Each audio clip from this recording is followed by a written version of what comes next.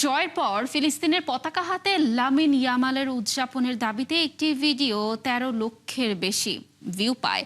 আর তাতে ১.৫ লক্ষের বেশি মানুষ প্রতিক্রিয়াও জানিয়েছে। কিন্তু ফ্যাক্ট চেকে উঠে আসে ভিডিওটি কৃত্রিম বুদ্ধিমত্তা দিয়ে তৈরি। শুধু তাই নয়, এআই দিয়ে বানানো একটি ছবিকে বন্যায় কবর থেকে লাশ বের হয়ে আসার দৃশ্য বলেও ছড়িয়ে দেওয়া হয়।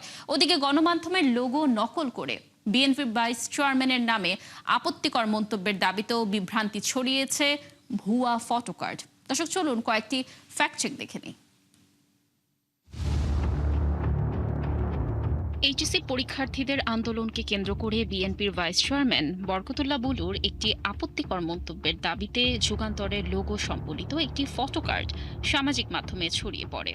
কিন্তু রিউমার স্ক্যানার টিমের অনুসন্ধানে দেখা যায় তিনি আন্দোলনকারী শিক্ষার্থীদের নিয়ে এমন কোনো মন্তব্যই করেননি এবং যুগান্তরও এ ধরনের কোনো ফটোকার্ড বা সংবাদ প্রকাশ করেনি। মূলত ডিজিটাল প্রযুক্তির সহায়তায় সংবাদ মাধ্যমটির লোগো নকল করে বানোয়াট ফটোকার্ডটি তৈরি করে বিভ্রান্তি ছড়ানো হয়েছে। ওদিকে স্পেনের সেমিফাইনাল জয়ের পর ফিলিস্তিনের পতাকা হাতে লামিন ইয়ামালের উদযাপনের দাবিতে একটি ভিডিও সামাজিক যোগাযোগ মাধ্যমে ব্যাপকভাবে ছড়িয়ে পড়ে।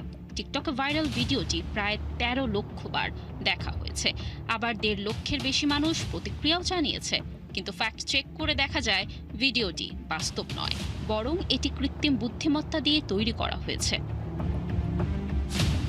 আবার দেশে টানা বৃষ্টি ও পাহাড়ি ঢলের কারণে সৃষ্ট বন্যা পরিস্থিতিতে কবর থেকে লাশ বের হয়ে আসার দাবিতে একটি ছবি সামাজিক যোগাযোগ মাধ্যমে ব্যাপকভাবে ছড়িয়ে পড়ে। কিন্তু যাচাই করে দেখা যায় দাবিটির কোনো বাস্তব ভিত্তি নেই। মূলত এটি কোনো বাস্তব লাশের ছবিই নয়, বরং কৃত্রিম বুদ্ধিমত্তা দিয়ে তৈরি করা একটি ভুয়া ছবি। গুজব এখানেই শেষ নয়। চলমান বন্যা পরিস্থিতিকে কেন্দ্র করে দেশের সব পোশাক কারখানা বন্ধের দাবিতে এনটিভির লোগো সম্বলিত একটি ভিডিও ব্যাপক আলোচনায় আসে, যা ২৫,০০০-এর বেশি ভিউ অতিক্রম করে। কিন্তু দাবিটি সম্পূর্ণ ভুয়া। ২০২৪ সালের দুটি ভিন্ন সংবাদ একত্রিত করে ভিডিওটি তৈরি করা হয়েছে। মূলত নিউজ 24-এর ভিডিও প্রতিবেদনের অডিও এনটিভি এর ভিন্ন একটি ভিডিওর সাথে জুড়ে গুজবটি ছড়ানো হয়। দর্শক, আজকের অপতথ্যগুলো যাচাই করে দেখা গেল সামাজিক যোগাযোগ মাধ্যমে বিভ্রান্তি ছড়াতে ধারাবাহিকভাবে প্রচার করা হচ্ছে নানা গুজব। যথারীতি ভিউ বাড়ানোর অপচেষ্টায় ছড়ানো হচ্ছে অধিকাংশ গুজব। নানান অভিনব কৌশলে ছড়ানো এসব গুজবের ফাঁদে না পড়তে সচেতন থাকার পরামর্শ বিশ্লেষকদের। কানিজ লাবণী, ৭১। দর্শক, আপনারা প্রতিবেদনটি দেখলেন এবং প্রতিবেদনে যে তথ্যগুলো আমরা পেয়েছি, আমরা এই তথ্যের ভিত্তিতে আমরা আলোচনা করব। আলোচনায় যুক্ত হবেন সিনিয়র সাংবাদিক সর্দার ফরিদ। আমরা তার সাথে আলোচনায় যাচ্ছি। সর্দার ফরিদ, আপনাকে স্বাগত জানাচ্ছি ৭১ টেলিভিশনে। নিশ্চয়ই আমাকে শুনতে পাচ্ছেন? সর্দার ফরিদ, আমরা একটি প্রতিবেদন দেখছিলাম, আপনিও নিশ্চয়ই প্রতিবেদনটি আমাদের সাথে দেখেছেন।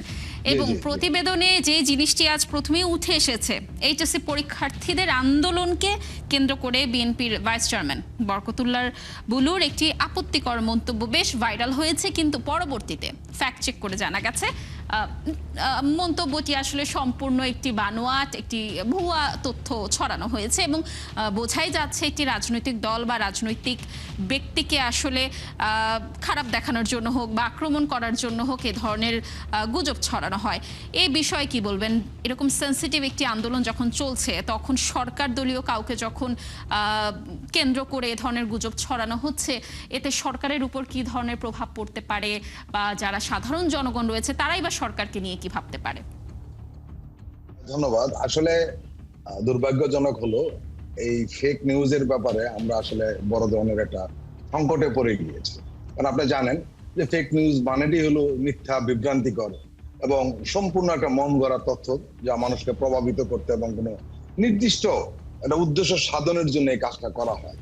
এবং আপনি এটা নিশ্চয়ই জানেন একজন মিডিয়া কর্মী হিসাবে, সেটি হলো যে গুজব দ্রুত ছড়ায়, মিথ্যা সংবাদটা খুব দ্রুত ছড়ায়। সত্যটা যত দ্রুত ছড়ায় তার চেয়ে অনেক নয়, ১০০০ গুণ বেশি দ্রুত এই গুজব ছড়ায় এবং এই ধরনের কাজটা সেটা হয়।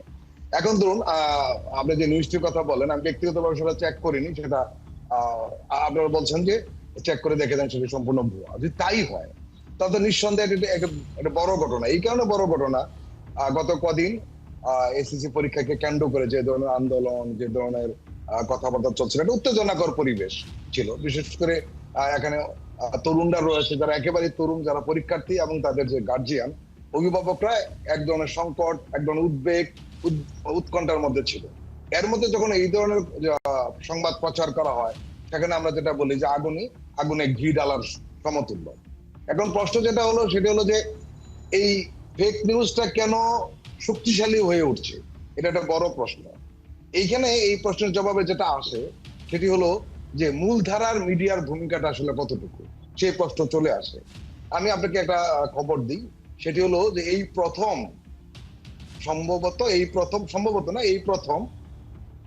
মূলধারার নিউজকে ছাড়িয়ে গিয়েছে সোশ্যাল মিডিয়া। লাস্ট মে মাসে একটা জরিপ হয়েছে ইন্টারন্যাশনালি, সেখানে দেখা গেল যে মানুষ সংবাদ সংগ্রহের জন্য বা সংবাদ জানার জন্য সোশ্যাল মিডিয়াতে 56% মানুষ সেখান থেকে খবর খোঁজে, আর মূল ধারায় আসে 46%। এর মানে এই প্রথম মূল ধারাকে ছাড়িয়ে গিয়েছে সোশ্যাল মিডিয়া। এখন সেখানে যদি ফেক নিউজ থাকে, মিস ইনফরমেশন, ডিস ইনফরমেশন থাকে, তাহলে সেটা বিশাল জনগোষ্ঠীর মধ্যে ছড়িয়ে পড়ে, এটা আমরা লক্ষ্য করছি। এবং একটা বিষয় সেটা হলো যে মানুষকে আসলে আমাদের বলে যে ক্লিক বেট বলে একটা শব্দ আছে, যে ফেক নিউজের ধরনটা, এটা মানুষকে আসলে প্রলুব্ধ করতে চমকপ্রদ বিভ্রান্তিকর শিরোনাম ব্যবহার করা হয়, যা আসলে অনেক সময় আমরা দেখেছি যে ভেতরের খবরের সাথে কোনো মিল নেই। চটকদার শিরোনামের মাধ্যমে আসলে মানুষকে আকর্ষণ করা। এবং আরেকটা কাজ করে আপনি লক্ষ্য করেছেন যে পুরনো বা অন্য কোনো ঘটনার ছবি, ভিডিও এবং অডিওর মাধ্যমে বর্তমান ঘটনার সাথে লিঙ্ক আপ করে দেওয়া হয়, সেখানে একটা বিভ্রান্তি করা হয়। আরেকটা ঝামেলা তো রয়েছেই, সেটা হলো যেটা এআই আমরা বলি, কৃত্রিম বুদ্ধিমত্তা এবং ডিপ ফেক যেটা বলে, এইটা কিন্তু আরো একটা নতুন সংকট তৈরি করেছে। এমন ছবি দিচ্ছে, এমন মিছিল মিটিং এ দিচ্ছে, যেটা আমরা দেখেছি খুব সরকারের খুব দায়িত্বশীল পর্যায়ের লোকেও এই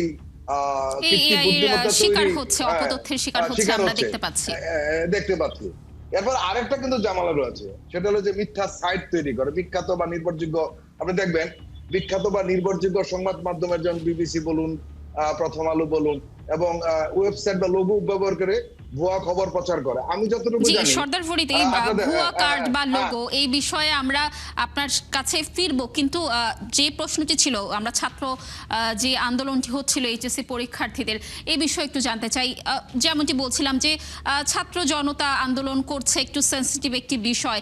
এই মুহূর্তে যখন তারা বিভিন্ন ধরনের ভুয়া তথ্য দেখছে যে সরকারের পক্ষের কেউ আসলে আন্দোলনের বিরুদ্ধে কোনো ধরনের মন্তব্য ছুড়ে দিচ্ছে, তারা যেহেতু ইয়াং স্টুডেন্ট, তারাও এসব গুজব অনেক সময় বিশ্বাস করে ফেলছে, এবং বিশ্বাস করার প্রতিক্রিয়া কিন্তু হচ্ছে আন্দোলন আরো বেশি জোরদার হচ্ছে, এবং সেটি আসলে সরকারের জন্য কিছুটা বিরূপ প্রভাব পড়ছে বলে অনেকেই মনে করছে। এই বিষয়ে আসলে কি বলবেন, যে এ ধরনের একটি আন্দোলনকে কারা আসলে এ ধরনের ভুয়া তথ্য দিয়ে আরো বেশি, আপনি যেটা বললেন যে আগুনে ঘি ঢেলে দেওয়ার মতো বিষয়টি করছে?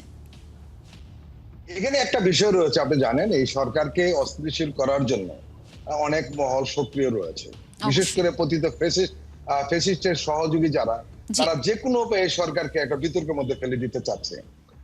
এবং আপনি হয়তো কেউ কেউ দোষারোপ করতে পারেন যে বিরোধী দলের কেউ কেউ করতে পারে, আমরা জানি না, কিন্তু এইটুকু আমরা নিশ্চিত হয়েছি, সেটি হলো যে ফ্যাসিস্টের দোষর যারা ছিলেন, যারা সফট পাওয়ার নিয়ে কাজ করেন, তারা এইখানে খুব সক্রিয় ভূমিকা পালন করছেন। এখন সরকার একটা ব্যাঘাত পড়বে, সরকার ব্যর্থ হবে, তারা সেটা চাইবেই।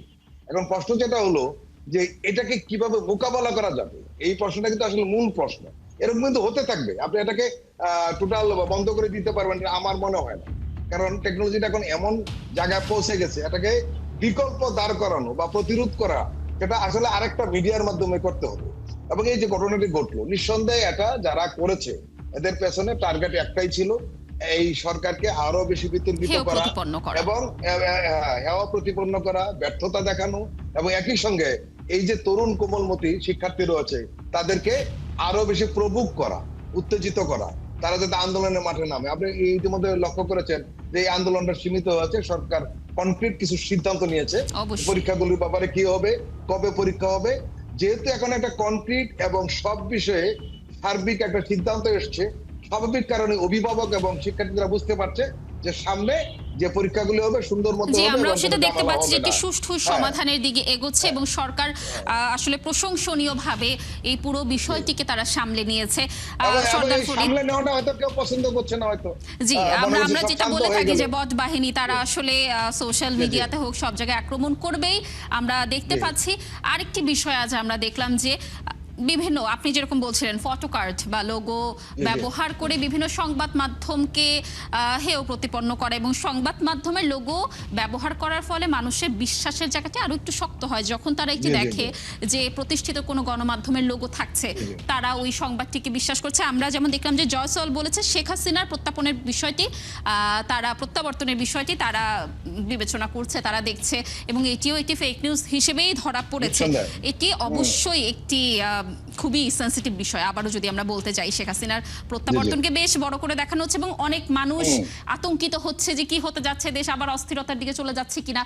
এই ধরনের গুজবের ক্ষেত্রে আসলে আপনার কি মনে হয় যে যেই গণমাধ্যমগুলো রয়েছে যাদের লোগো ব্যবহার করা হচ্ছে তারা কি ধরনের প্রতিকারের দিকে যেতে পারে বা সরকারের মাধ্যমে কি ধরনের সহযোগিতা আমরা পেতে পারি, যদি বলতেন? একটা জিনিস লক্ষ্য করেছেন যে ফটো কার্ড বলে যেটা প্রচার হয়েছে, আমরা বলি সাংবাদিকতার একটা দ্বিতীয় মানে মৃত্যু ঘটেছে এরকম। মানে প্রথম কথা হলো ফটো কার্ড যারা জেনুইনলি ব্যবহার করছে তারাও বক্তব্য আংশিক ব্যবহার করছে, সেটাও বিভ্রান্তিকর।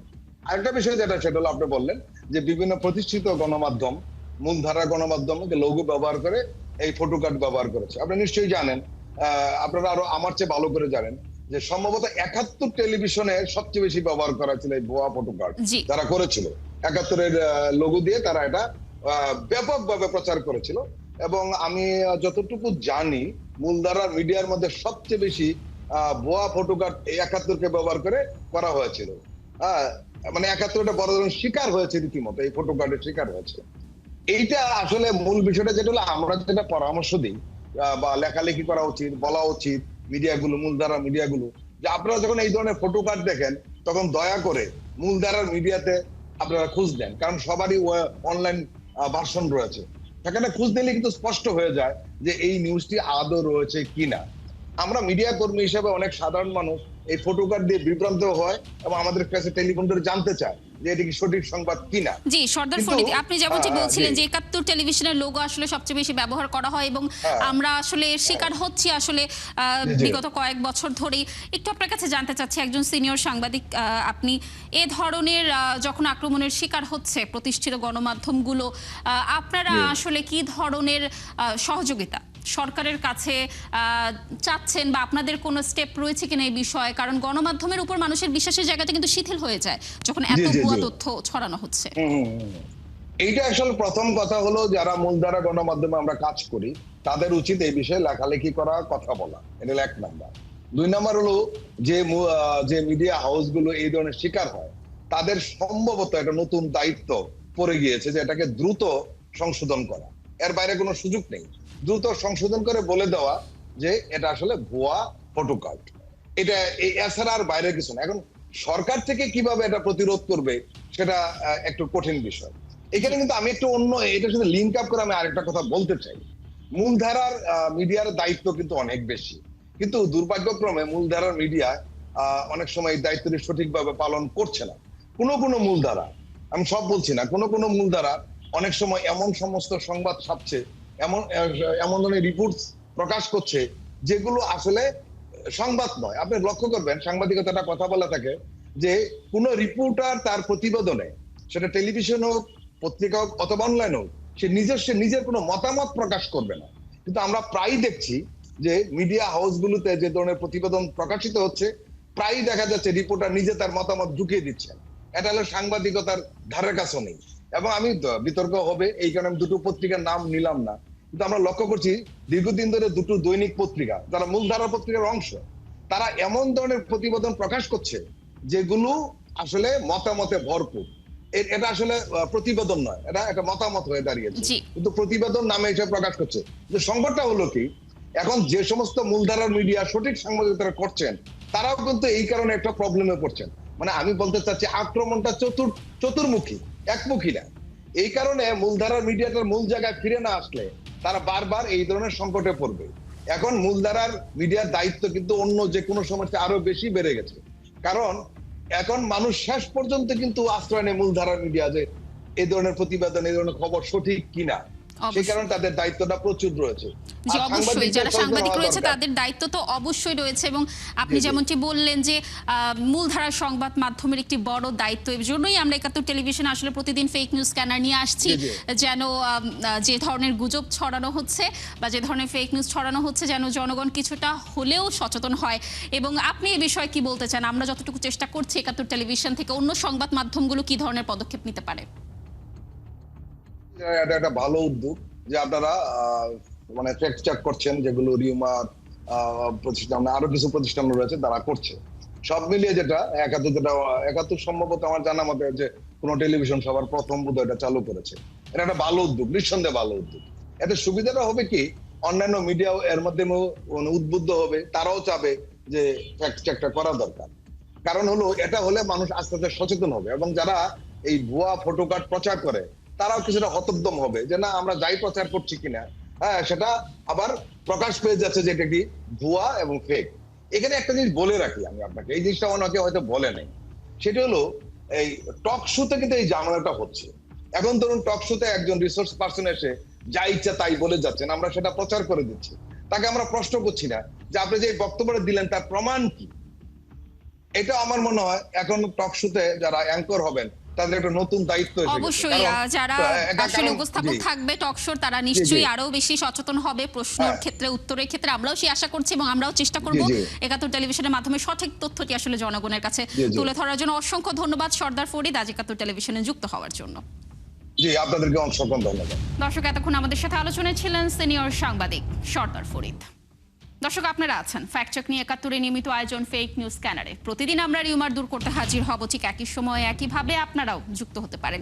যে কোনো খবর যদি আপনাকে সংশয় ফেলে, সেটির একটি স্ক্রিনশট আমাদেরকে মেইল করতে পারেন fns.71tv@gmail.com, অথবা ফেসবুকে যোগাযোগ করুন www.facebook.com/fakenewsscanner। আমরা সেই তথ্যের ফ্যাক্ট চেক করে আপনাদের জানাবো।